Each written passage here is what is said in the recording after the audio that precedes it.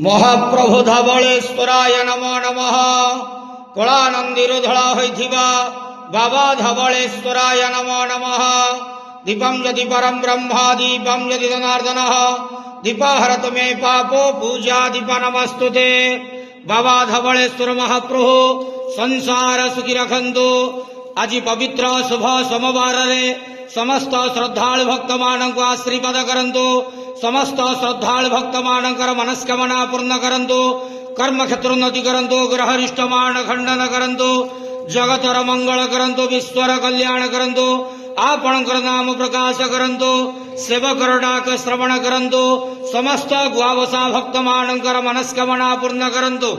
बाबा धवलेश्वराय नमः। संसार सुखी रखंतलंदे गवार हरि बोलो। आज शुभ सोमवार रे समस्त श्रद्धालु भक्त मानक आशीर्वाद करंतलंदे गवार हरि।